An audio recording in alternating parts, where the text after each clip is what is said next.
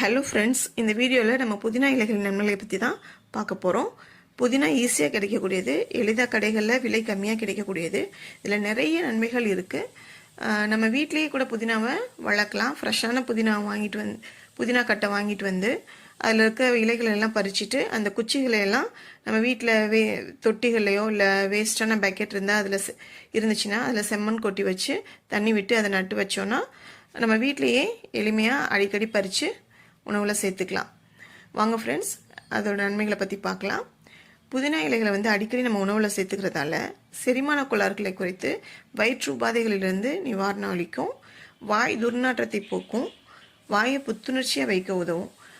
இதில் இரும்பு சத்து அதிகமாக இருக்கிறதால இரும்பு சத்து குறைபாட்டால் ஏற்படும் இரத்த சோகையை தடுக்க உதவுது. நச்சுக்களை நீக்குது. உடலின் நோய் எதிர்ப்பு சக்தியை அதிகரிக்குது. மாதவிடாய் பிடிப்புகளின் போது இதை உணவில் சேர்த்துட்டோன்னா இதமாக இருக்கும். மன ஆரோக்கியத்திற்கு நன்மை பயக்கும். இதை எப்படி பயன்படுத்தலாம் அப்படின்னா, இது நமக்கு நல்லா அறிந்த ஒன்று தான். சட்னி, துவையல், புதினா சாதம், பிரியாணி, தக்காளி சாதம், இது போல் நம்ம சாப்பாடில் சேர்த்து சாப்பிட்லாம். இரவில் ஊற வச்சு காலையில் வெறும் வயிற்றில் குடிக்கலாம். அது ரொம்ப நல்லது.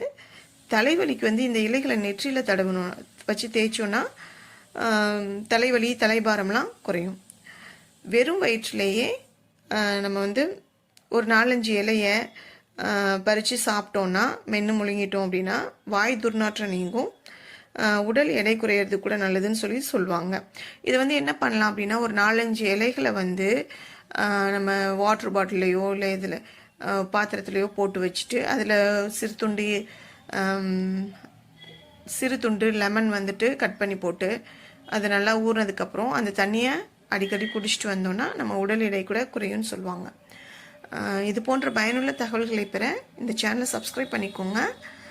பெல் பட்டனை கிளிக் பண்ணிக்கோங்க. அப்போ தான் நான் போடுற வீடியோ உடனுக்குடன் சேரும். லைக் பண்ணுங்கள், ஷேர் பண்ணுங்கள், கமெண்ட் பண்ணுங்கள். இந்த வீடியோவை பார்த்த அனைவருக்கும் நன்றி.